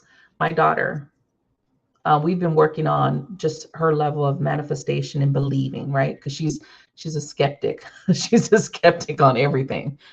So we put it into the universe of what she doesn't want to do anymore, right? Doesn't want to work these whatever jobs. She wants to make a decent amount. She still wants to be home with her kids, and she has 2 dogs, which are like kids, right? So what she thinks out of nowhere, this job at a hotel comes in. Boom, she gets hired. She thought she did horribly on the hotel. basically they're like right there, when can you start?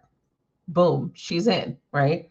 She's there only 4 months, and then the office manager is leaving and they nominate her, even though she has no seniority, to be promoted into the office manager job. Now she's there just by the work that she's done. And I mean, this is within months of her not being able to find a job, just sitting there like, what am I going to do with my life, to working on her healing, working on her self-worth, to boom, this position comes through within 4 months. And I mean, I'm working with her. We do a lot of exercises and different things. And then boom, she gets this. This is meaning you need to be where you believe in yourself, you believe in who you are, things are going to change for you. And it's like you're in the right place at the right time. And those opportunities are just boom, there. And so I hope that you guys understand the analogy. I'm kind of giving this example of being. You really have to work through those limiting beliefs of what people told you you were. People, people who are afraid. How can you do that? Like the person's like, wait, you guys have no money to go drive a car. So what? I have the gas to get there. We had a car to get there. Well, you can drive it. So what? Who does it hurt? They're like, oh, well, the model could change. Yeah, they don't redesign them every year. And Yeah. the essence of the car does not really change unless there's a whole new redesign for an engine thing, but that doesn't really matter. But you You see could go test drive the car again then. Right. You see how that, if you guys look at that, like that person had every negative thing to say about it. Not one good thing of, yeah, go test drive. So it's like, no, but this, a million fucking negative things. And it's like, hey, I'm just test driving cars. Like, I'm not buying. just test driving. But the feeling in those cars is doing something, right? And this is where people miss. If you have a negative, it's crazy. I just saw Billy, what's his name? Billy Carson. If you guys have seen him, he's just everything into spirituality and other worlds and aliens and stuff. But I came across a meme that he said, stay away from people who have a problem to every solution. You've got to realize the people who have a problem with everything, because those are the people that will keep you in the lower vibration. Those are the people that are afraid of living. Those are the people who say, I can't do this until I get this. I can't do this without this. And if you keep that mindset, that becomes your reality. And this is what you're breaking, those limiting beliefs to say, why can't you? Why can't I do this? You wouldn't tell a child, they're like, oh, I want to be a president. You wouldn't be like, nope, you'll never be the president. Some people do. Some people, but for most of us, we wouldn't be like, nope, Billy, you're never going to be the president. Most of us would be like, yeah, you can be whatever you want to be. Why should we stop that as adults? Why does the magic die? This whole thing about you need to be realistic. Why can't me being in my magic be realistic? Why does my believing in the universe why is that insane? Why is that unrealistic? Why is that childish? I'd rather believe that the universe is helping me versus sitting here with a bunch of random shit happening. Well, I mean, isn't it better to believe that the universe, God, spirit is taking care of you versus that negative Nelly in your life taking care of you? Because only like the universe, higher self, all of that is on your side versus, well, that's just a random accident or whatever. Right. Or would you rather take the perspective of that person that you feel is the negative Nelly in your life? Because do you want to be that person? Actually, I read this thing online the other day and it was so, I guess transformative. And it was talking about grandpa is in the rocker and grandpa is 80 years old and grandpa drinks a beer and you walk by grandpa's line of sight when he's drinking, boy, you're getting ripped. And so this 12-year-old boy walks by him and grandpa starts like, oh my God, why do you have so many pimples? Why are you so skinny? Why is your hair like that? And da da da da da da da. And most families will say, hey, just that's grandpa. That's who he is. Right. That's just leave him be. And what happens is that when you let that continue to happen, every generation has a grandpa just like that. And it probably gets worse and worse and worse until somebody comes along and says, hey, we're not doing that anymore. Grandpa, I really like Grandpa, like I understand where you're coming, like I know what you're trying to say, but like please don't talk to my son like that. He's had enough troubles and you don't know this, but we've had to, like, and people like don't want to broadcast their stuff, but like, Grandpa, I almost lost my son you could end up saying, Grandpa, I almost lost my son because of the words that you said to him. I had to take him to the hospital because my son almost tried to kill himself because you decided to rip on him about his pimples and he was already feeling bad and his middle school girlfriend dumped him. Like to us, it's not a big deal because we're older, but to that 12-year-old child, that is their life. Right. So you cannot continue to let that happen. And when you do, so when I read that, I was like, you ever see the meme of what you just said, where it's like the person screaming at the other person and it just trickles down till finally there is like either the father or the mother that's bent down with an umbrella that's shielding the child away from all of the negativity coming from the lines. And it's so true because I can go back 4 with my mom. All of those women were fucking mean, judgmental, and horrible. And even my mom was the same way, very critical. One of my first people that demeaned me, just with picking out everything that she could that was wrong with me, right? But well, we're different. We're different now because I don't tolerate anything that's disrespectful. And when my daughter was younger, and my main thing was like, you're not going to do to her what you did to me. So I would nip the relationship in the butt like really quickly. Even when I had her, she wasn't even around my daughter until my daughter was like a few months. And then I broke away from her again. But my whole thing is you have to get to that point to say no more. So where I'm at with my mom at this point in time is I will always tell her, I do not allow her to speak to my kid in any way. I don't allow her to say, I will jump in real quick and say, you're being mean, you're being this, and I'm not going to tolerate it. You have to do that because otherwise it's that's just how she is. I don't play that shit because I've never called my daughter a bad name. I've never called her a bitch. I've never called her a whore. I've never called her stupid. We don't say stuff like never told her shut up, be quiet is what I would say. I made sure that my words with her were effective, but you could feel the love from my words with her. And this is where you have to realize, what are you saying and how are you saying it, right? Because if you allow it, what are you allowing into your world? You can't just say, oh, that's just so-and-so. That negativity is pouring in you on so many levels. Criticism, no matter how much we want to say, get a thicker skin or build up your tolerance, criticism will break you down. It will make you like really break yourself down. And then like, well, what if I'm not good? And then you start with the negativity and you start with the doubts. And what they say is on every level, you have to be the first one to believe you can do something. You have to be the first one to believe you can have it. You have to be the first one to believe that you can obtain it. Otherwise, it doesn't happen. If you don't believe it, and we go back to belief, we go back to being that in that belief, feeling that you can do it, then it can come true. But if you don't believe it, why is the universe going to believe it? No, you can't. And it's like, yeah, that's what it's like when I say like I was my first enemy. Well, I mean, like when we're talking about like friends, I was like, my enemy was myself and my mom, because my mom was my first bully. And so it's like, well, what do you need? And people are like, oh, but like, and everyone grows up differently. And so like for me, when like my friends are like, oh my God, I'm having the worst day ever, I'm gonna call my mom. I'm like, why?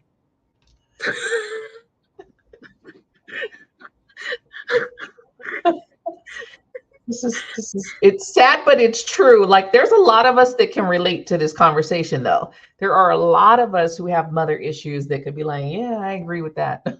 Yeah, I'm like, why? You want to kill yourself? Well, like, is that like you want to make your day worse? You want to just make sure that like, they can't get, like what? But like for them, they're like, my mom's my best friend. And I'm like, I don't understand that and I don't get it. I But got it with my daughter. So I didn't understand like when people would tell me that, like with my mom, I'm like, and I guarantee you guys, I'm not lying or exaggerating. Every year for Mother's Day, right, would come around, and this is from when I was younger. I would walk in that store and I would go, okay, I'm going to buy her a gift, and I would look at all the cards and I would read all the cards, and the card, if the card starts saying, oh, you're the best and you've always been there for me, I'd be like, oh, that's not the card. All right, go to the next one. And then all of them are so sentimental, and because of you I am who I am, and I'm like, well, shit, that's not the card. well, I'm like, that one's kind of true. Like, well, no, that one. because I actually made a point to not be my mother. Like, I made a point. Now, granted, I had my daughter young. I was a teenager when I had my daughter. I actually got emancipated when I was pregnant. I emancipated myself at 16 to get away from my parents. So for me, I made a point to not be my mom. I was like, I'm not going to be that evil, critical, negative person. I'm going to be my daughter's cheerleader. I'm going to be her main one behind her. And me and my daughter are like best friends now. My daughter's 27. We have the most beautiful relationship. I can't see life without her. And I always look at her and it's like, I don't have that. I'll never have that.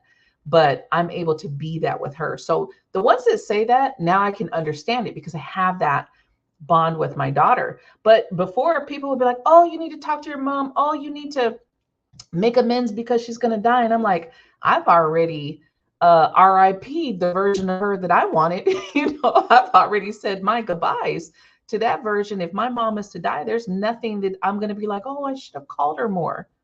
Yeah, no, because she's the same person she's always been. And so when you're dealing with someone who's negative, why would you want to bring that in your life? Why would you want to pick up the phone and just hear that negativity? So for the people who have those beautiful parents, man, Blessings to you. Right? But there are, and I think people need to understand that though, there are people who don't have that relationship. They never will because their mother is not that mother. You can't compare and say, oh, that's just your mother. You'll never get another one. And I'm like, okay, yeah, I understand that part. Thank God. You're like, yeah, I get that. And I've made peace with that. So, no, I don't need to do anything else. So there's like a thing and says, all these people are like, how are you gonna cut off your parents? Like, you're your only parents, and blah blah blah blah blah. And, the conversation is never, what did your mom or dad do that could cause you to cut things off and go no contact? And I'm gonna tell you that I got pregnant when I was 19 years old. I was 20 when I had my son. I lived in Texas. I gave birth to my son in June. So I was in the car with my mom in May, around this time of year, actually. And we're driving down the road and I turn on the AC because I'm 9 months pregnant and I'm hot. And she's like, I'm cold, and turns the AC off. And I'm like, all right, well, we're close to the house. It's okay. So I just deal with it. And then we're in the car and she's like, what if your child is the Antichrist? And because of you, this child is being brought into this world. Jesus. And so when people say to me, forgive, I just want you to know that, like, I've worked a lot on forgiveness and empathy and all of that. And people are like, oh, you could have made that. I'm like, I can't. I'm a very creative person. I'm a very imaginative person. I can never imagine in my 1,000 years life, I would never imagine in 1,000 lives that I would ever say that to anyone, because I could never dream of saying that. Right. It's not in my scope of imagination, but apparently it was in hers. So when that's like my reality. And so like I had a hard time. So like, of course, why would I gave my son up for adoption? It was an open adoption. But why, with that sentiment of I'm my mother's first child, and that's her first grandchild. And she says that before the child comes into this world, knowing that I'm giving him up for adoption. Right. Why would I want this child to grow up in this negativity? So I let him go to another family so I could let him escape that which was my family. Right. And that's what I had to do. That was the best for me. And me, I have a hard time on Mother's Day because I'm like, people are like, so you have kids? And I'm like, no. But it's kind of yes. And Right. but people are like, the answer is no. And I'm like, okay, the answer is no. But then like, it's kind of weird, you know? Right. Yeah. And but then like my mother, like people like this past Mother's Day, like my mom was at work. I sent her a text and I just said Happy Mother's Day because God only knows if I didn't send a text. You didn't send a text. But I did send the text and she didn't respond. So I'm like, I'm covered. But Right. like people are like, what'd you do on Mother's Day? I'm like, I just stayed home. I didn't like, expect flowers. I don't expect anything from anybody. I'm just, this Right. is a day. Just let people do their thing. Right. Yeah. I don't Yeah. need to go to the restaurant on Mother's Day with all the 5 million people that are there. I do. I do feel like that should be the question. Just going back to what you said of what did they do to get here? Because that is so overlooked, where you're just supposed to be, oh, that's your mother, father, deal with it. And that's why I always go back to telling people I got emancipated at 16. So for me to even figure out how to get emancipated, that's something I would want to do, is where my mindset was as a 16-year-old. I was tired. I was tired of being with them, their addictions, their bullshit, not having water, not having electricity, not having food, having my mom make us talk to the owner about the rent when we're kids and we have no fucking idea. You know, it was when I became a teen that I realized how bad my parents were when it came to taking care of the home and us. And it made sense then why we were evicted so many times, why we had to move so many times. Literally, they had Section 8. The rent was like $100 and they couldn't pay that. This is when me and my brother, we were in our teens and we realized how much money they were truly paying when it was like he came with the eviction notice and it had what we owed. We're getting evicted for $100. $100 is why we're being put out. That was a game changer for me when I got to my teens. And it was just like, our electricity is always off. Our water is always getting cut off. Why? You guys get like $800 from welfare. And they were like full-time on welfare. My parents didn't work. And you got food stamps. And even as a 15-year-old, it was like, how? Oh, wait, they're addicts. That's why. You drink it all up. You use it And all like, up for other things. like people don't understand that, but no, it's not a good thing for anybody. Mm-mm. You have to choose at a certain point who your parents really are, and when you accept that. Even when I got emancipated, it was like a year later, and then my mom and dad were both living with me, and then I would have to kick them out because it was like, you haven't changed, you're still the same, here you come with your bullshit. And I would have to kick them out. They would go to my brother's house, like literally they would ping pong between me and my brother until I got to my late 20s, and I was done. Like, I was really done with my mom because she almost got my daughter taken away, being drunk and picking her up from school and then sitting in a park. And my daughter had soiled herself. So she had been like, she's lucky that the police didn't like take her away. They came and dropped her off at home. And that was like the last straw of me trying to heal, trying to forgive, trying to mend this broken bond. That it was like, you cannot mend something with someone who doesn't want to change. You cannot mend something with someone who doesn't put the effort in to change their ways, right? So if you look at it and you're like, yeah, that person may deserve a second chance, but it's not with you. See, this is where people get forgiveness wrong. They're forgetting that, yeah, you could forgive this person, but doesn't mean you need to let them back into your life. Doesn't mean that you need to let them back in. You could say, you know what, I forgive you. I know who you are, but your second chance is going to be with somebody else. It's not going to be with me. Yeah, and the arguments that sometimes parents will say is like, well, I fed you and clothed you. I was 2, I was 3, I was 5. Like, I can't work. And you chose to bring me in this world. So I didn't ask to be born. Congratulations. Like, so you did the basics. You did barely did that, but shit, you did the basics. Great. Yeah, and they're like, but I fed and clothed you. And I was like, you're supposed to. I'm a baby. Like, if you don't feed and clothe me, I'm gonna die. Like that, like that. And it's like, well, and I'm like, Well, that becomes the manipulation though, because Mm-hmm. there's this thing that, oh, you owe me now because I Yes. took care of. I could have got rid of your ass. I could have did this, and it's like, well, shit, you should have, because I probably would have been better somewhere else than with you guys. But that's a whole other story. My thing is looking at it like that's the manipulation tactic, you guys, of, oh, you owe me now for what I did for you. But let me tell you something: you owe nothing to no one in this life but yourself. I don't care when someone does something, when you look at what you did for your kids, you do it out of love, not for kudos, not for cool points and gold stars and shit. You did it because you know what? I chose to be a parent. I said I was going to be here, and I may have not been the best, but I've tried my best with that. There's no, oh, you owe me now. Oh, now you owe me because I fed you. No, that's manipulation at its finest. And so, again, when you keep breaking this down, you start to go, you know what? Do I like you as a person? If you look at your parents right now and say, do I like you? Like, if you were my parent, would I even talk to you? No. The answer is no. You probably should rethink your time with them and how much you want them around your children. Because when I really looked at it with my mom, I was like, I don't even like you. Why would I want you in my life? Why would I want you in Mm-hmm. my life?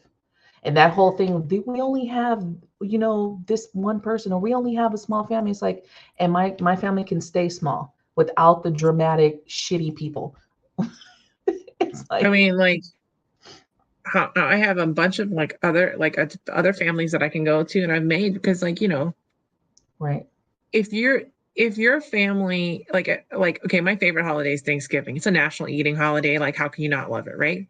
And I'm gonna go to the house and I'm gonna eat, and I'm gonna be like, okay, so my stomach's gonna be really full, but my heart is gonna be really empty. right, What do you prefer?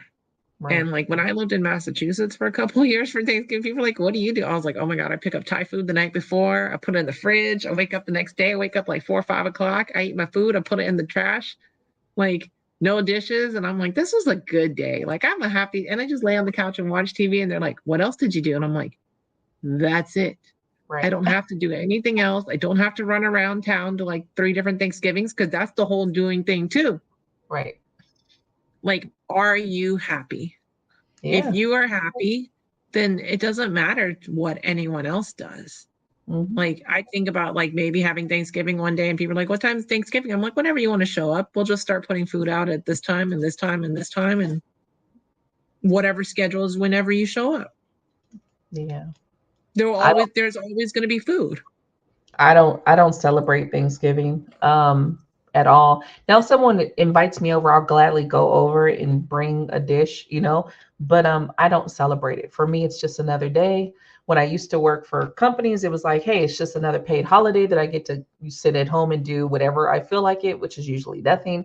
I never got the concept of getting dressed up, going and just eating. Like I never got why. Why is that?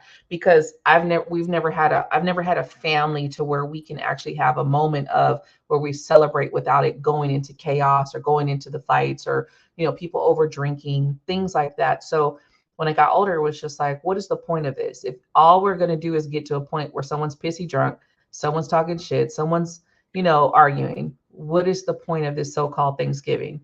And then when we got older to the Black Fridays where Thanksgiving, and it was like everyone eats and then go and fight for shit at Black Friday. And it was just like, what the fuck is the point of this? Why are we here? What are we doing? So I tapped out of Thanksgiving a long time ago to where it was just like, this is just another day for me. I don't have any kind of attachment to it. I'm like, I'm just chilling. I don't personally want to cook a whole 10-course meal for one day. And we're eating leftovers for 20 days after that. I like side dishes, so like I'm all about Thanksgiving.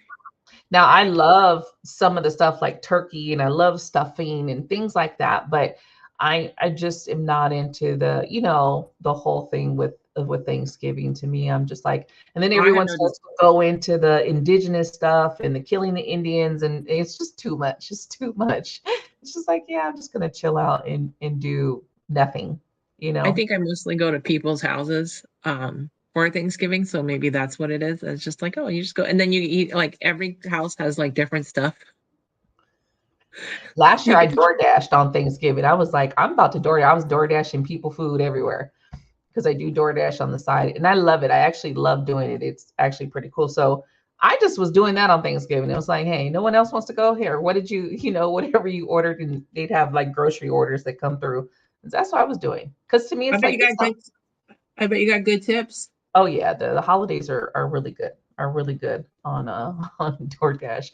For anyone who's looking for a side thing to do and you have a good vehicle, a decent vehicle, yeah, DoorDash would be a go-to. It's easy. I just drive around in my car, listening to my car. I don't deal with anyone inside my car. I would never Uber or Lyft because having the thought of having a stranger behind me doesn't sit well with me. I would not be able to do that.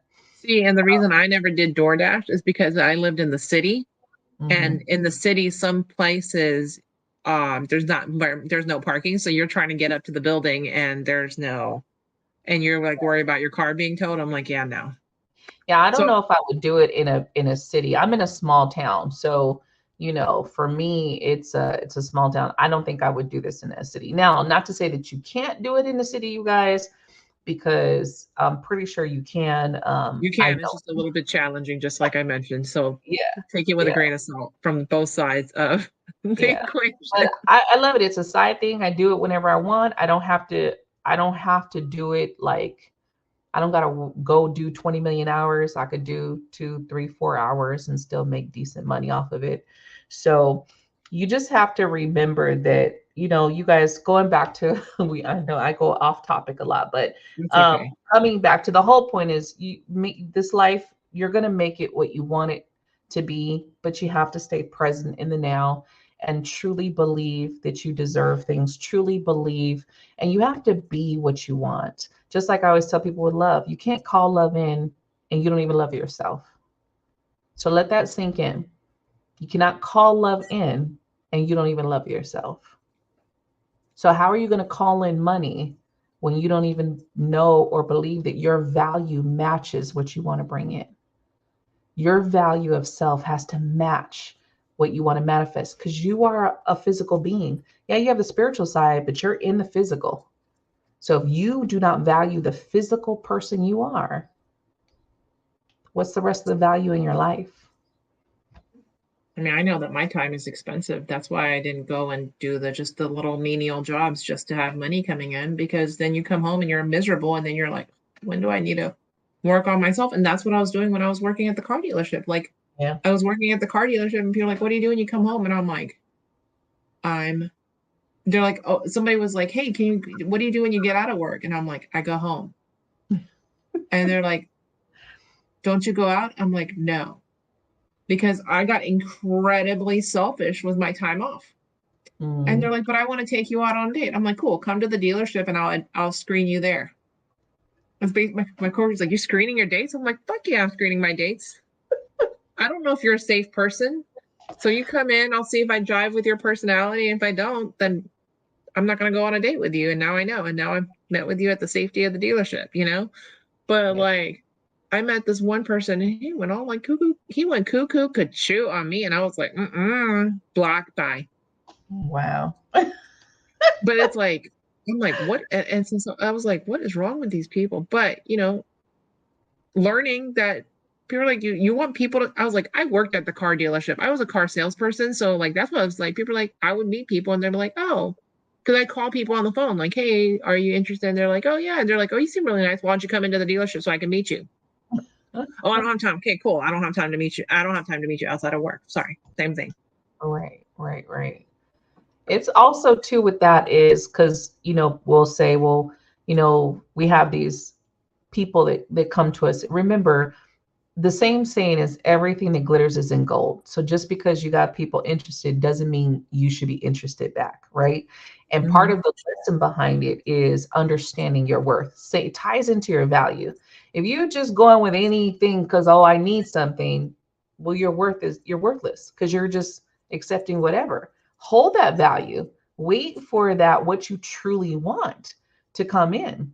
Just because you got someone, oh, in your face doesn't mean shit, right? That could be like, yeah, don't feel it with that person. Great. bye. Be alone. Be okay to be alone. Because guaranteed you're alone for a reason. You need to be with self. Some of my friends got married in their 20s and now they're in their 40s and they're all getting divorced. Yeah. I've never been married, but I've also never been divorced. So I don't have to worry about that, And people are like, why are you single? And I'm like, I'd rather be at this point. And seeing all that stuff, I'm like, I'd rather be single than some of these divorces are nasty. Yeah. I talk about it a lot because I deal with a lot of relationship issues. And I talk about it a lot. Who you are in your 20s, you will not be in your 40s. If Correct. you are the same person you were in your 20s, there's a problem. Because I was just thinking about this the other day. I was like, man, I'm 45 and I can think back to the 20-year-old version of me. And I was like, whoo, way different. Like me and her are totally different. But the wisdom I have now is why we're different, right? Because I've gone through life. I've had all this shit happen. And I'm like, oh, I've learned. And now so who you were in your 20s, you're not going to be in your 40s. So if you two don't grow together, you will split apart. Some people stay just because I know this person, so I'm not going to leave, even though I'm unhappy. There's a lot of people who do that, right? And then there's some people that are just like, no, fuck that. We're better off. It gets too crazy, too much nastiness, and then they divorce. So you got to understand that you and your person, and you have to give room for your person to grow as well. If you're sitting on the sidelines and you're pissed off because your person isn't growing into who you think they should be, that's where the problem is. You're different. You've changed. Well, hell yeah, I've changed. We're older now. Hello? Of course I'm going to change. But people don't realize that. It's the perception of what you think is supposed to be happening. So that person's not living up to who you think they're supposed to be, what they're supposed to be doing. A lot of people who have sacrificed also get to a point where they're just like, I've sacrificed my whole 20s. Now we're here in our 40s. 20 years have gone by. And you start looking to this person, you're like, is this the person I still want to be with? Maybe not. I was listening to a pastor online one time, and he said, what are the 2 hardest years of marriage? And I asked every couple this that has been married at least 3 years. And the answer, and everyone says, well, everyone's like, but the answer is the first one, right? It's always the first one. But it's a trick question, because the second part of the question is the one you're currently in, because you continue to grow and evolve as people, and you are not the first person. You are not the same person as when you first got married as when you get married now. And so I'm not married. And so people are like, what are you going to do when you ever get married? I'm like, I'm going to go to a divorce lawyer and I'm going to have him write me a prenup. And my husband and I are going to write a prenup. And they're like, well, that's saying that your marriage is not going to end. I'm like, no, a prenup is my husband and I coming together when we're still in love, coming to an agreement about how we want our lives to be kind of governed, right? So like, if we have children, our children, I would prefer that my children go to private school. I would prefer my children, you're having these discussions now when you still love each other. Not when you're like, fuck you, I hate you, everything about you, but having these agreements now and then saying, okay, well, what if you choose to stay at home? What is an equitable amount that we're going to give you? Because, I saw this other thing about women giving up their careers to become stay-at-home moms, but then they're still going and working for the company for free, but their name's not anywhere. But if a woman keeps her career, like she's attorney and she has kids, the question that's asked her is like, how do you do it? Like, who supports you? Like, how do you do it? Right. But if a man has the same question and the woman stays at home and the man goes to work, the question is not how do you do it? Who supports you? The question is, what's your network? How are you leveraging your network? It totally disregards the person who stays at home. It's like just known. It's not even spoke about. It's just known. And then like I saw a thing on Reddit where this man was like, yeah, his wife died and they had like a couple kids or whatever. He hired 6 people to replace her. Yeah.